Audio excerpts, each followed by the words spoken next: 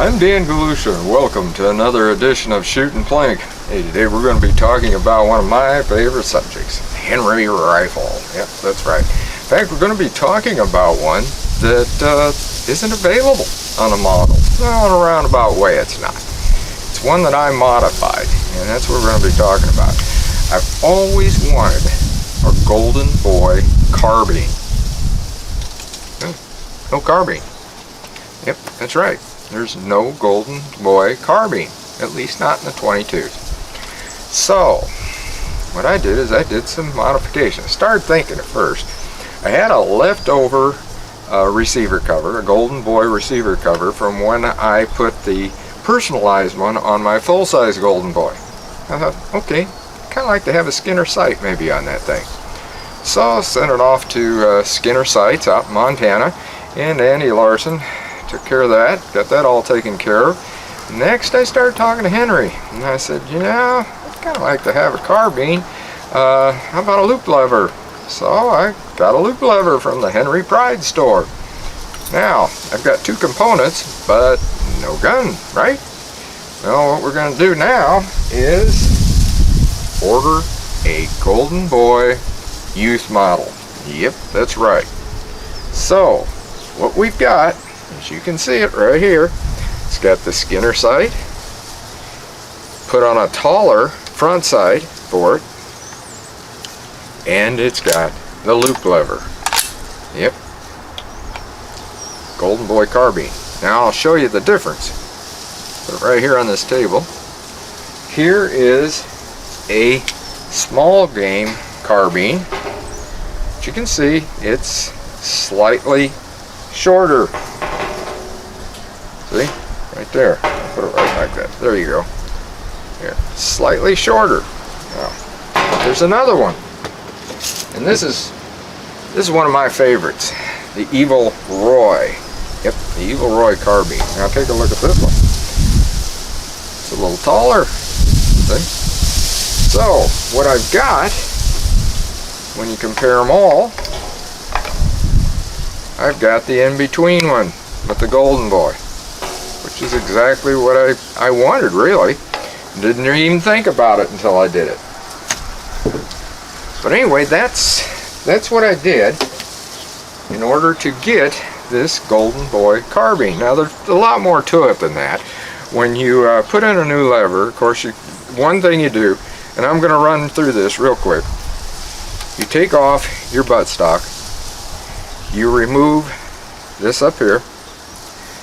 You've got inside there's a little lock that's in there with a spring. Be careful you don't lose that spring. That comes out, that's the lever lock. There's pins, you knock those out. Be very careful at taking these screws out. There's 4 screws to take out. Use the right size screwdriver and such. And I'm showing you some photos here too of when we've done it. And like I said, that little lock, you want to make sure you get that back in place. There's some notches. There's one down inside, and then there's one on the actual lock bar itself. And then you just stick that all back in there. Work this in. Make sure you get this back into place. Don't force these screws in. If they're not matching up right, don't force them. Work with it. In fact, I used my Henry brass hammer to tap it up and tap it down a little bit, and that's how I got it into place. Now, up here, because of course you have a front sight, I got one here. You got one just like that's on that, the Evil Roy. Well, you remove that on this one. So what I did, Skinner sent in the plugs for it. There's a dovetail one, you put that in, and then you've got 2 holes that are open up, and you put those plug screws in there. So you can see that too. And it's got an extremely smooth action like most Henrys, but this one just seems to have a much smoother one.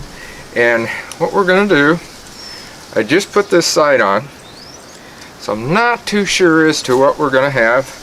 There hasn't been any adjustments done at all, because you can adjust these Skinner sights either up and down. You unscrew this, you take this, and then you screw this up or you screw it down, whichever way you want to do it. And here's another screw right there, and then you can slide it for windage. You know, they are adjustable. And like I said, we're going to take this back. the only space I've got here is about 15 yards, and we're going to fire. This holds 12 rounds of LR, so we're going to put in 12 rounds. I'm going back 15 yards. We're going to try shooting this freestanding and just see how it hits, and then we're going to be back.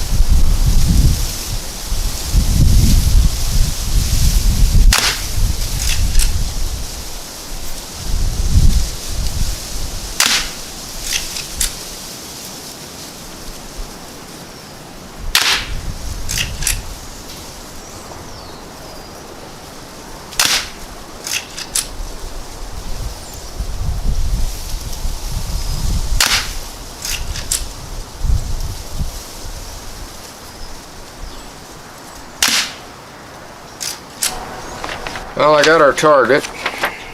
You've seen it as it happened, as you always do. I did hit some in the middle, and that is a 2-inch bullseye, by the way. So over here, pretty good grouping.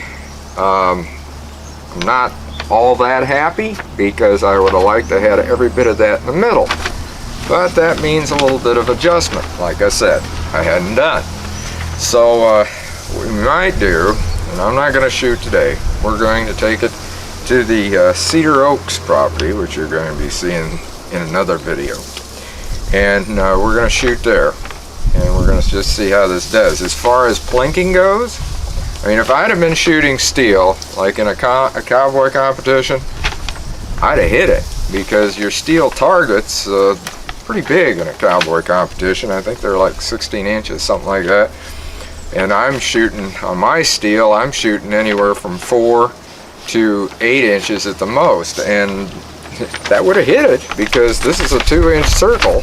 So, you know, I'm going to stay within that 3-4 inches with that.